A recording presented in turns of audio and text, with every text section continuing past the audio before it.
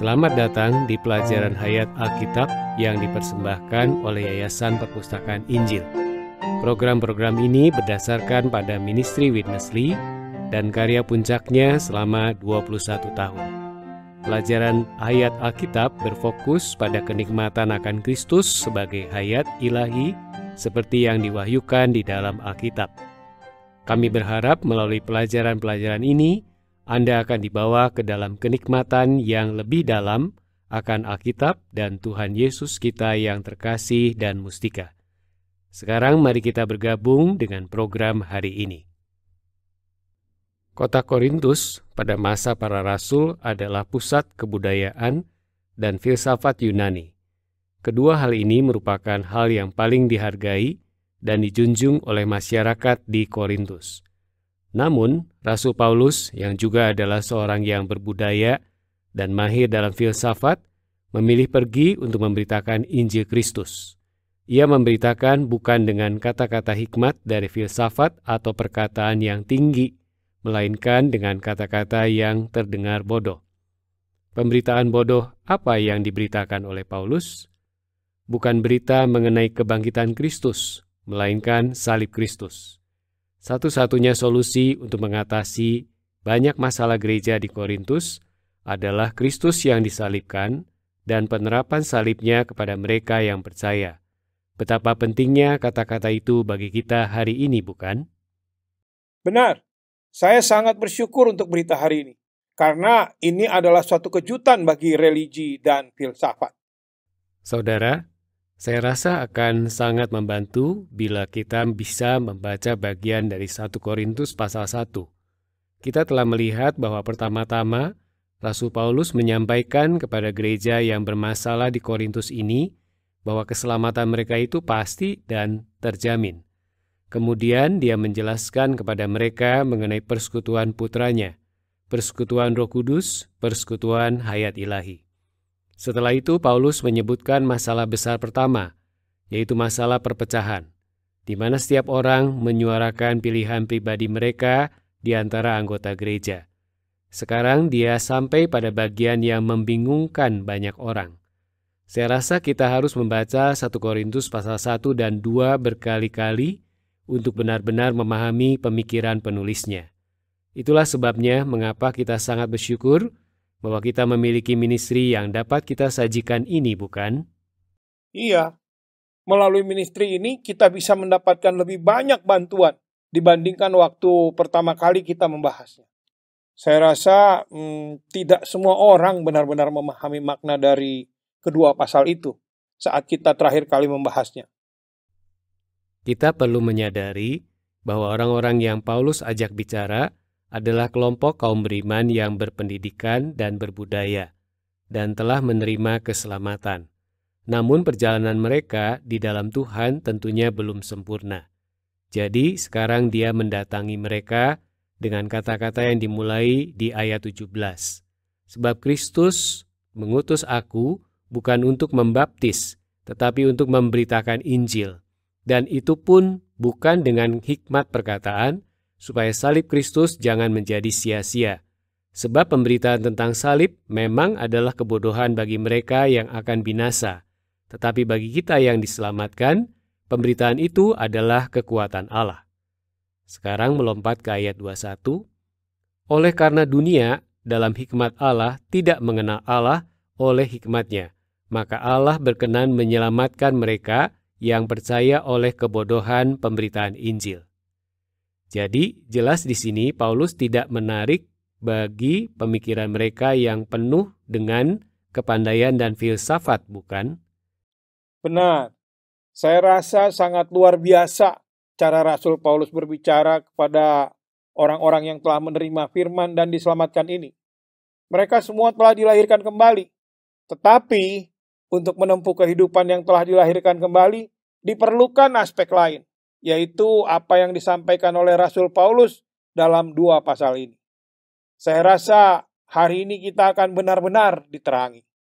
Mari kita mendengarkan kutipan Saudara Witness Lee pada segmen pertama hari ini. Brother Nee did say to us, Saudara Watchmeni pernah memberitahu kita bahwa yang paling penting dan berharga dalam membaca Alkitab ialah menjamah roh penulisnya. Tatkala Paulus menulis surat 1 Korintus, dalam rohnya pasti ada satu beban khusus. Paulus adalah seorang Yahudi religius yang khas, yang berbakti dengan mutlak bagi religi nenek moyangnya. Karena kemutlakannya bagi religi Yahudi, ia menentang Injil, nama Yesus, dan gereja. Sebagaimana kita ketahui, ketika ia menentang gereja, Tuhan Yesus mendatanginya, memanggilnya, memisahkannya, memberinya amanat, dan menyuruhnya memberitakan Kristus. Pada salah satu perjalanan ministrinya, ia mengunjungi kota Korintus, sebuah kota budaya di Yunani, tempat banyak ahli filsafat tinggal.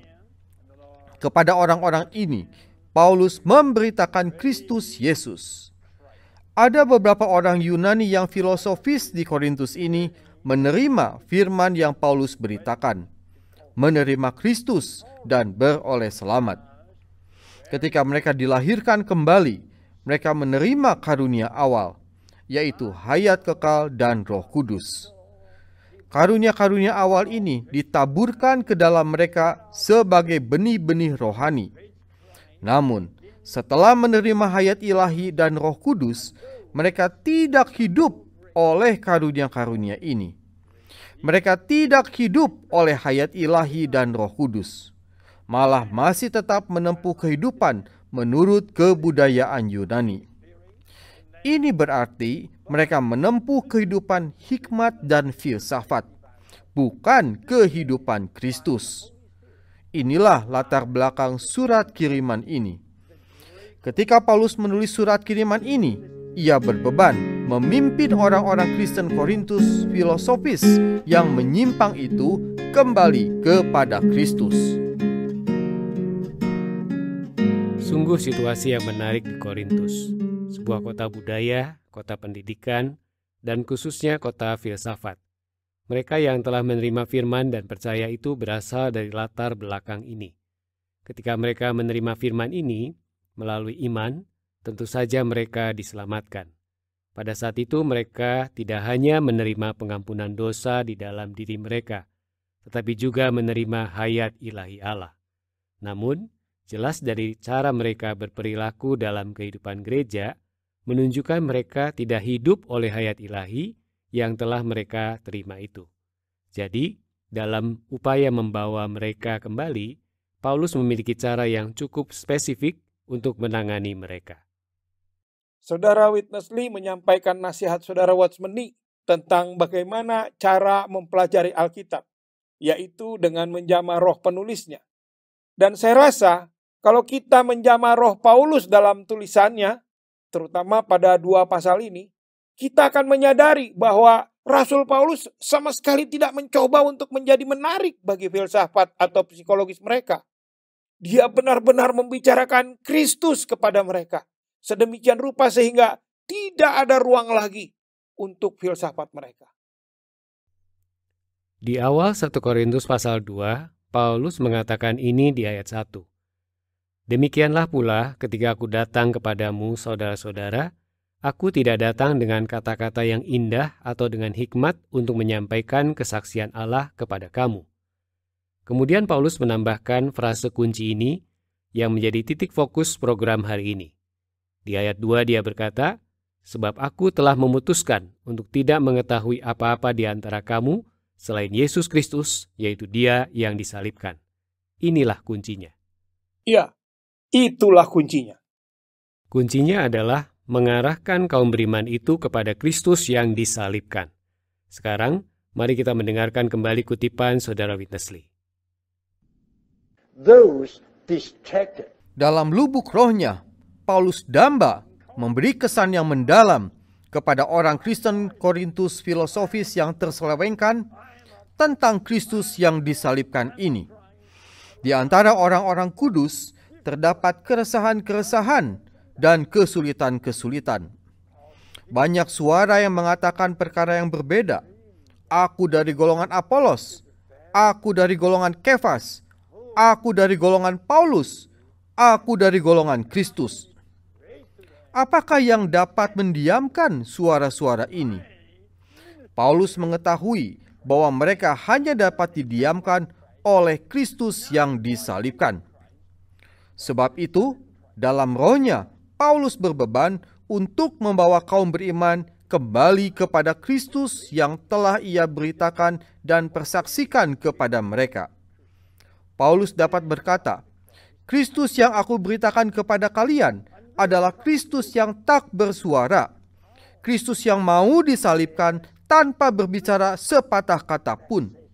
Ia rela dihina, ditolak, dan dimatikan. Inilah Kristus yang aku ministrikan kepada kalian ketika aku datang kepada kalian. Kini aku ingin kalian tahu bahwa Kristus yang demikian ini adalah kekuatan Allah. Hanya Kristus yang disalibkan inilah yang dapat menyelamatkan kalian. Kekuatan penyelamatan Allah bukan Kristus yang kuat, melainkan Kristus yang disalibkan. Bukan Kristus yang berperang, melainkan Kristus yang telah dikalahkan. Saya ulangi, Roh Paulus ingin membawa orang Kristen filosofis yang bergumul itu kembali kepada kesederhanaan dan kesunyian Kristus yang disalibkan. Tatkala Paulus meministrikan Kristus kepada orang-orang Korintus, ia tidak menggunakan hikmat dari filsafat. Sebab ia mengetahui bahwa orang-orang Korintus adalah orang-orang yang filosofis, orang-orang yang dilahirkan dalam lingkungan filsafat dan dibesarkan di bawah pengaruhnya. Tujuan Paulus ialah membebaskan orang-orang Korintus itu dari filsafat di mana mereka dilahirkan. Paulus seolah-olah berkata, kalian telah menerima pemberitaanku dan kesaksianku, tetapi kalian belum hidup menurut apa yang kalian terima dari Tuhan. Karunia-karunia awal yang kalian terima belum dikembangkan. Karunia-karunia itu belum bertumbuh besar. Sebaliknya, kalian masih berada dalam tingkat bayi. Kalian masih bayi dalam Kristus. Kini bebanku adalah membawa kalian kembali kepada Kristus yang disalibkan dan karunia-karunia awal. Inilah roh Paulus ketika menulis kedua pasal pertama dari 1 Korintus. Melalui menulis dengan roh yang demikian, Paulus menunjukkan Kristus yang disalibkan kepada kaum beriman dan menyampaikan perkataan salib kepada mereka. Ia memberitahu mereka bahwa Kristus yang disalibkan adalah kekuatan Allah untuk menyelamatkan kita dan hikmat Allah bagi penggenapan rencananya. Nasihat Saudara Watchmeni yang Anda ucapkan beberapa saat yang lalu tentang menjamah roh penulisnya, sekarang memberi kita pemahaman yang nyata tentang pasal-pasal ini. Dan kita menyadari bahwa Paulus sengaja menghindari segala perkataan filosofis yang menarik bagi mereka. Ya. Roh penulis ini berbeda dengan roh orang yang sering berusaha memberitakan sesuatu untuk mengoreksi orang lain. Mereka yang berusaha mengoreksi orang lain dalam filsafat dan religi mereka biasanya berusaha membuat perkataan-perkataan yang tinggi dan intelektual. Tetapi Paulus tidak seperti itu. Dalam perkataan-perkataannya, rohnya benar-benar bebas. Dia sangat berbeban untuk membawa kaum beriman kembali kepada Kristus yang telah mereka terima ketika mereka mempercayai kesaksian Paulus. Mari kita membahas hal ini sebentar. Paulus menyebutkan bahwa mereka telah menerima Kristus sebagai keselamatan. Tetapi tidak ada tanda perkembangan. Tidak ada tanda pertumbuhan, pendewasaan dalam hayat baru ini. Mereka telah menerima hayat baru, tetapi mereka lebih banyak menempuh kehidupan sama seperti saat mereka belum diselamatkan. Nasib mereka telah berubah, tetapi cara hidup mereka tampaknya berjalan sama seperti sebelumnya. Bukankah ini adalah godaan, jerat bagi seluruh umat Allah, bagi kita semua hari ini? Iya, Saudara Aldo. Ini adalah jerat yang sangat besar bagi kita. Kita berusaha memecahkan masalah kita dengan kebiasaan filosofis atau dengan praktek religius kita. Tetapi Paulus menghindari keduanya. Dia tidak berbicara kepada orang Yahudi dan orang Yunani menurut religi dan filsafat mereka. Dia selalu membawa mereka kembali untuk mempraktekkan hayat yang telah diberikan ke dalam mereka, yaitu hayat yang kekal. Dan juga agar mereka hidup oleh roh itu yang telah masuk ke dalam mereka, yaitu Roh Kudus. Dalam roh itu tercakup realitas dan penerapan Kristus yang telah bangkit dan disalibkan, bukan? Ya, itulah solusinya. Ya, inilah yang membawa kita pada segmen ketiga hari ini. Izinkan saya membaca 2 ayat ini. Kita kembali ke pasal 1 ayat 22-24. Orang-orang Yahudi menghendaki tanda dan orang-orang Yunani mencari hikmat. Tetapi kami memberitakan Kristus yang disalibkan. Untuk orang-orang Yahudi suatu batu sandungan dan untuk orang-orang bukan Yahudi suatu kebodohan. Tetapi untuk mereka yang dipanggil, baik orang Yahudi maupun orang bukan Yahudi, Kristus adalah kekuatan Allah dan hikmat Allah. Oh, saya suka kata-kata ini. Ya, kekuatan Allah dan hikmat Allah adalah Kristus. Mari kita mendengarkan kembali kutipan perkataan Saudara Lee. Why Paul didn't say, Paulus tidak berkata kepada orang Korintus bahwa ia memberitakan Kristus yang bangkit. Hal ini sangat bermakna. Fokus pemberitaan dalam kitab Kisah Para Rasul terletak pada kebangkitan Kristus. Menurut kitab Kisah Para Rasul, pemberitaannya adalah kesaksian bahwa Yesus Kristus, persona yang disalibkan, telah dibangkitkan. Tetapi dalam surat kiriman ini, Paulus tidak menekankan kebangkitan Kristus. Sebaliknya, ia menekankan pemberitaan Kristus yang disalibkan. Tidak diragukan, baik orang-orang Yahudi maupun orang Yunani lebih suka mendengarkan berita tentang Kristus yang telah bangkit. Bagi orang-orang Yahudi, ini merupakan mujizat besar. Orang-orang Yunani mungkin menganggap perkataan tentang kebangkitan sangat filosofis. Dalam usaha mereka mencari hikmat, mereka mungkin tertarik untuk mempelajari bagaimana orang yang telah mati dapat hidup kembali. Namun, Paulus memberitakan Kristus yang disalibkan, yang tidak melakukan apapun untuk menyelamatkan dirinya sendiri. Paulus mengikuti Kristus yang disalibkan ini dan memberitakan dia kepada orang-orang Korintus.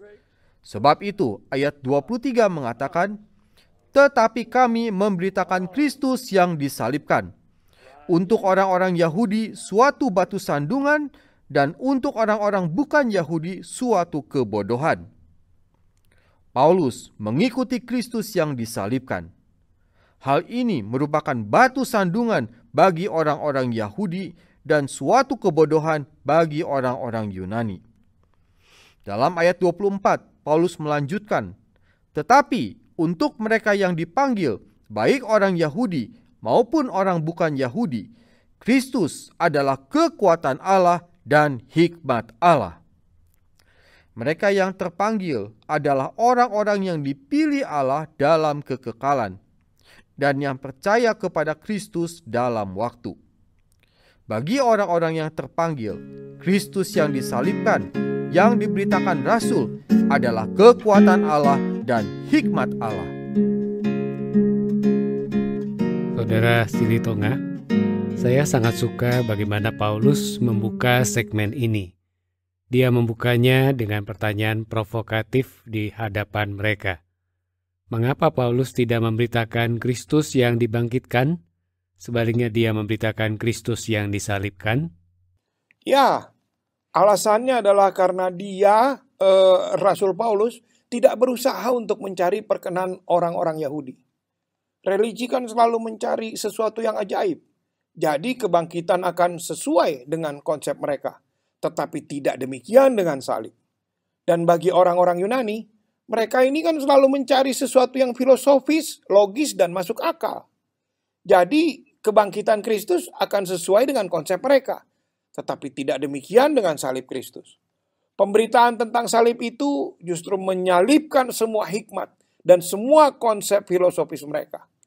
Paulus memberitakan inti dari Injil itu, yaitu bagaimana kita bisa dibawa ke dalam keesaan, bagaimana kita bisa terus maju dalam kehidupan Kristiani kita. Masalahnya di sini adalah orang-orang itu tidak bergerak maju dalam kehidupan Kristiani mereka. Mereka terpecah belah berdasarkan pilihan pribadi mereka. Doktrin-doktrin yang menuntun mereka semakin jauh dari Kristus.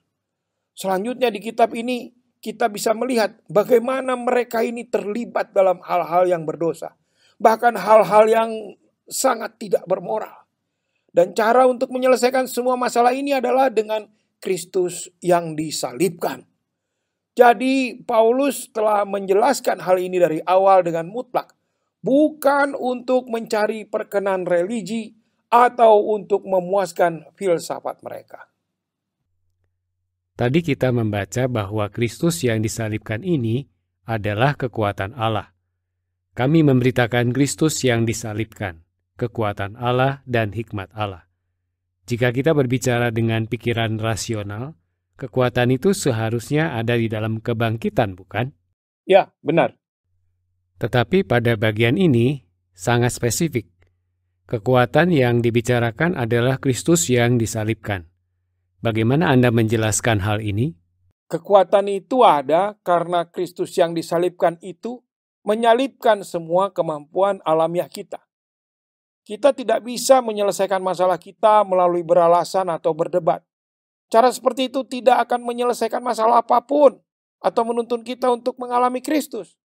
Satu-satunya cara yang kuat adalah jalan salib. Jika ada orang yang diseret ke dalam perdebatan, mau memikul salib, itu akan menyelesaikan masalah. Berita seperti ini jarang sekali diberitakan di lingkungan kekristenan hari ini. Orang-orang membicarakan mujizat-mujizat, dan kita semua sangat berminat terhadap topik konsep filsafat yang tinggi yang bisa menggugah pikiran alamiah kita. Dan saya rasa banyak pengkhotbah mengukur pendengar mereka dan mencoba menemukan hal-hal untuk menarik perhatian mereka. Namun, cara Paulus sangat bertentangan dengan pemikiran alamiah.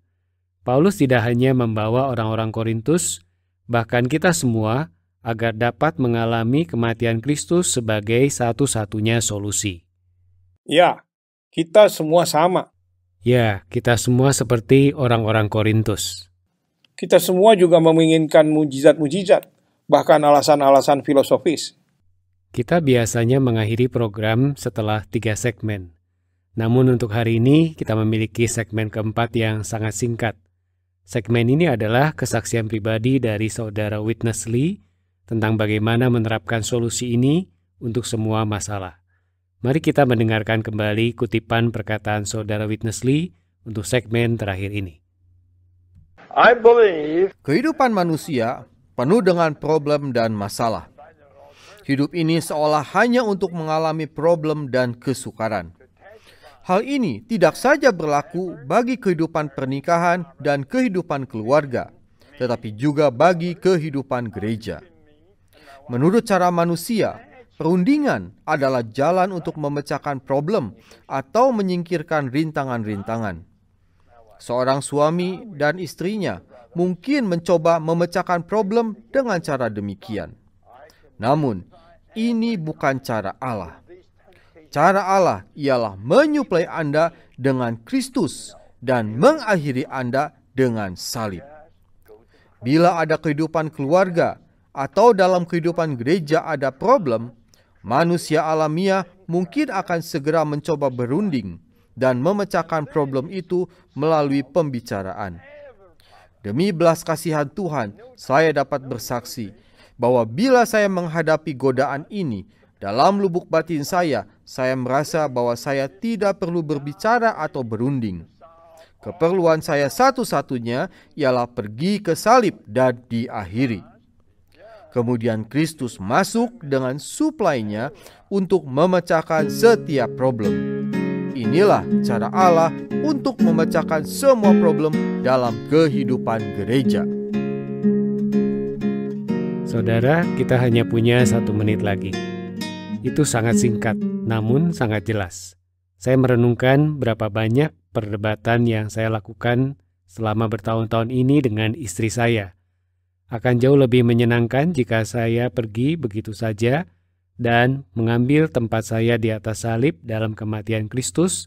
Namun dalam praktiknya saya tidak tahan untuk tidak bernegosiasi dan kemudian bertengkar. Salah satu pernyataan terpenting yang pernah saya dengar dari Saudara Lee di dalam ministrinya adalah bahwa cara menjalani kehidupan kerajaan adalah dengan selalu menerima alasan pihak lain. Anda menerima semua alasan pihak lain dan mau menyalahkan diri Anda sendiri, itulah arti memikul salib. Memang benar, berita ini telah menjadi persekutuan yang bukan hanya menyenangkan, tetapi juga sangat membantu. Saya merasa kita mendapat banyak pemahaman dari porsi hari ini. Banyak orang bisa mengutip ayat ini dan itu, namun tidak tahu maknanya.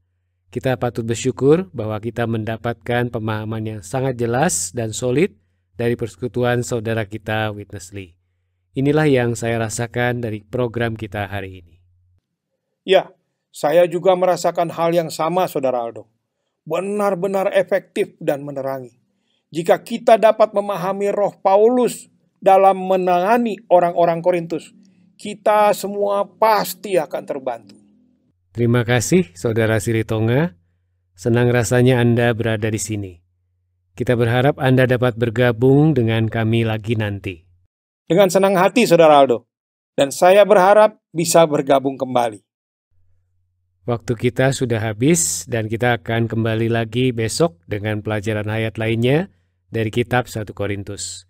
Sekali lagi terima kasih telah mendengarkan.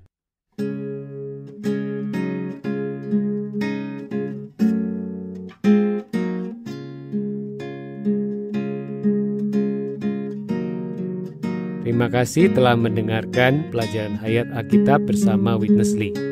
Persembahan dari Yayasan Perpustakaan Injil. Yayasan Perpustakaan Injil didedikasikan untuk ministry Watchman Nee dan Witness Lee, dua rekan sekerja Tuhan di Tiongkok, selama paruh pertama abad ke-20. Setelah Perang Dunia II, Watchman Nee mengutus Witness Lee untuk melaksanakan ministry ini di Taiwan. Kemudian Tuhan membawanya ke Amerika Serikat dan akhirnya ke seluruh dunia sebelum dia dipanggil Tuhan pada tahun 1997. Yayasan Perpustakaan Injil sekarang memiliki ratusan judul dari Watchman Nee dan Witness Lee yang tersedia dalam banyak bahasa. Untuk mengetahui lebih lanjut tentang Yayasan Perpustakaan Injil dan semua yang kami tawarkan, kunjungi situs website kami pelajaranhayat.com. Terima kasih telah mendengarkan.